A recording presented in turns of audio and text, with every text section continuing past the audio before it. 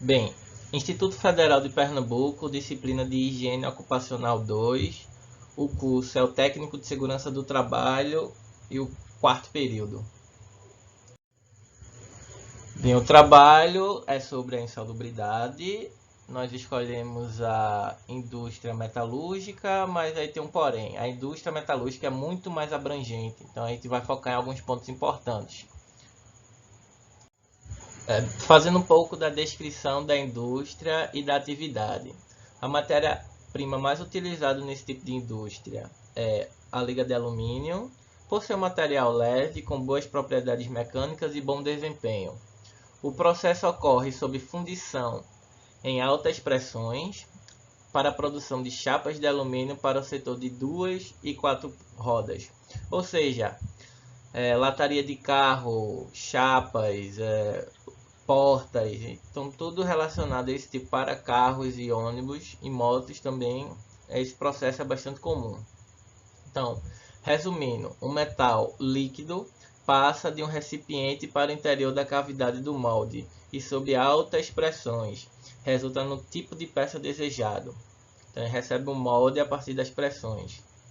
O processo de precisão e é o mais utilizado quando se fala em peças de alumínio. Então, por ser um processo preciso, ele é o mais difundido. Então, naquele ditado que time que está ganhando não se mexe. Então, o processo já existe há bastante tempo e várias indústrias utilizam esse tipo de processo.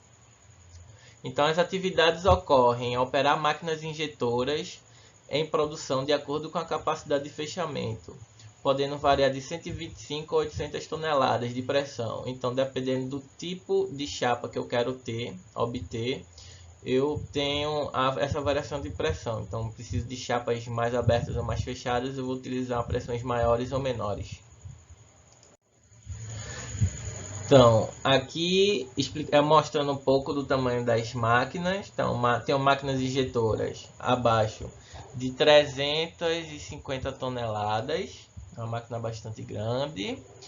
Temos máquinas mais potentes de 600 toneladas, são bem mais robustas, e máquinas enormes de 850 toneladas. Então, dependendo do tipo de chapa, do tipo de material, do tipo de peça. Material não, né? Material é o alumínio, a liga de alumínio, mas o tipo de peça que eu quero, eu tenho essa variação.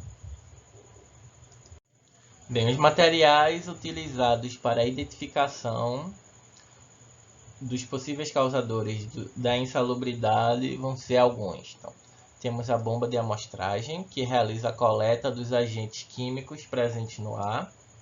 Vamos utilizar cassetes de 37 mm, de passagem de ar de 7 mm, onde ficará retido o agente químico. Vamos usar um detector de gases portátil. Esse detector aqui, ele identifica vários tipos de gases. Então, isso é importante para a indústria em geral, não só para esse trabalho, mas é importante para vários tipos de indústria. Temos um amostrador íon, utilizado para amostragem de partículas inaláveis com diâmetro menor do que 100 micrômetros, né? Micrômetro, que pode penetrar em qualquer local do trato respiratório. A gente vai ver mais para frente o que é que a gente está analisando. Então, os métodos de análise que foram utilizados nesse trabalho foi, primeiro, a descrição do ambiente de trabalho. Então, caracterizando o ambiente de trabalho. O setor é de injeção da liga de alumínio, visto que é um dos setores com maior incidência de agentes químicos. Então, dentro desse setor, escolher o posto de trabalho das máquinas injetoras. A caracterização dos colaboradores. Foi feita uma identificação dos cargos e funções dos colaboradores, os locais de trabalho e as atividades executadas por ele. Submeteu a avaliações dos colaboradores com cargo de operador de máquina. Então, os operadores de máquina das máquinas injetoras que fazem as chapas de alumínio foram o nicho desse trabalho. As caracterizações dos agentes de risco. Então, vamos identificar aqui os riscos químicos. Foram levantadas substâncias e componentes químicos considerados perigosos à saúde do colaborador. expondo eles durante a execução das suas atividades dentro da empresa. Considerou apenas os fumos metálicos, pois o processo consiste na injeção de liga metálica. Por que eu estou falando dessa parte específica? Porque além dos fumos metálicos, essas atividades elas exalam outros tipos de materiais. Mas para esse trabalho aqui, vamos focar apenas nos fumos metálicos. Então, os métodos. Foi desenvolvido o grupo homogêneo de exposição, simplesmente é o grupo de pessoas que foram nossas cobaias, entre aspas. Então, os colaboradores expostos consistem em operadores, como tinha falado anteriormente, só que foram escolhidos aleatoriamente, 5 funcionários. A coleta foi individual ou pessoal, então o sistema de coleta é anexado ao funcionário, em que o mostrador deve permanecer na altura da zona respiratória durante seu período de trabalho. Isso é bastante importante. Vamos analisar fumos metálicos.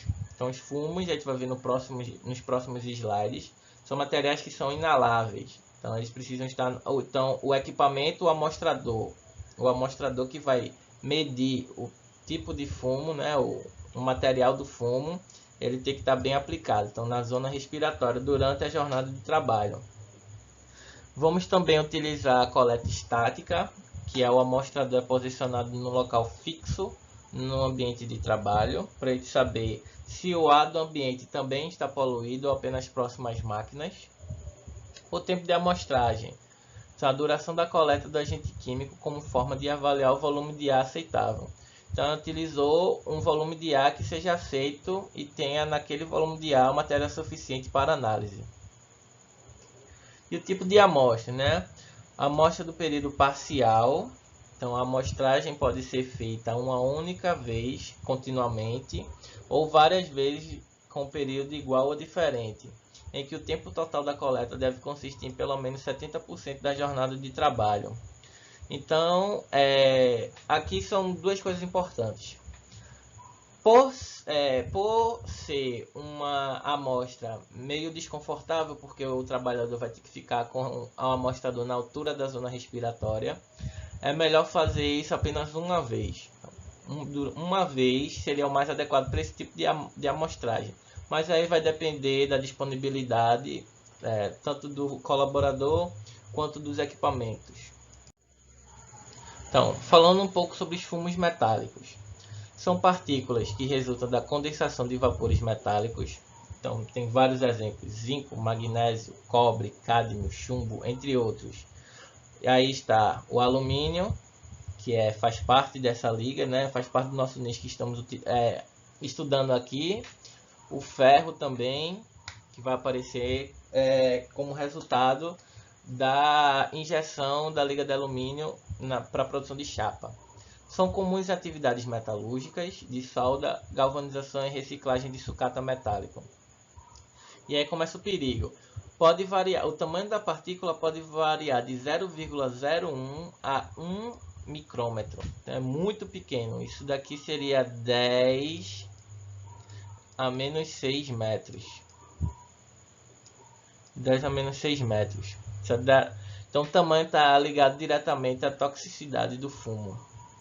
De acordo com o tamanho da partícula, o fumo pode se determinar o impacto no sistema respiratório. Então, quanto maior a partícula, menos ele vai penetrar no sistema respiratório. Porque o nariz, por exemplo, os pelos do nariz, que serve como filtro, vão reter. Então, quando vai passando, quanto menor a partícula, mais fundo ele vai se depositar. Quando o diâmetro é maior que 5 micrômetros, as partículas ficam depositadas no trato respiratório superior. Então, como eu falei, partículas maiores o nariz retém, partículas menores eles tendem a se depositar nos alvéolos pulmonares. Já entre 0,1 e 5 micrômetros, as partículas entram na parte interna dos pulmões, na região de trocas gasosas, onde ficam depositadas, podendo ir para a corrente sanguínea. É aí que começa o perigo. Então, várias doenças ocasionadas por fumo. Então, doenças pulmonares, febres dos fumos metálicos e intoxicações. Então, é algo muito importante que o técnico de segurança tem que estar atento. Então, resultados e discussões dos fumos metálicos. Então, o que essa atividade de produção de chapas para o setor de 2 e 4 rodas tem? Então, eu disse que são vários outros tipos de agentes, mas a gente vai se deter nos fumos. Resultados e discussões. Então, análise do fumo para esse tipo de atividade. Produção de chapas metálicas para os destinados ao setor de 2 e 4 rodas. Tem como presença no fumo metálico alumínio, cobre e ferro. Estes são os elementos que compõem a liga que é utilizada para a fabricação de peças. As concentrações obtidas possuem valores considerando a jornada de trabalho de 44 horas semanais. Isso daí vai evitar a gente fazer vários cálculos de mudança de base do sistema americano para o sistema brasileiro. Bem, esses valores estão acima do nível de tolerância, vamos dizer assim. Então, o operador 1, o operador 2, e aí ele tem o local da coleta, então máquina injetora de 800 toneladas, 350, 360, 650 e 250. O volume da amostra meio que padronizado, né? 750 litros, que foi suficiente de ar para coletar, e esses valores em vermelho foi o que os nossos amostradores identificaram. Então, alumínio tivemos esses valores, miligrama por metro cúbico de ar, cobre em miligrama por metro cúbico e ferro em miligrama por metro cúbico. Então, veja que o TWA, que é um valor meio que padronizado, é 0,88 e todos os valores estão acima, já caracteriza insalubridade. Não temos o estio, a concentração também não temos e a NR15 também não temos um valor. E aí é que mora o perigo do Brasil, que a gente vai falar mais para frente. A NR15 ela peca no que diz respeito a vários tipos de atividades, não só no setor metalúrgico, como aí está vendo, que a NR15 não engloba amostras de alumínio, cobre e ferro, mas muitas outras atividades, como pó de trigo, só cobre o pó de cana de açúcar. Então, várias atividades, a NR15 não tem essa capacidade de defender o colaborador, e aí a gente precisa passar para outra legislação, no caso americana.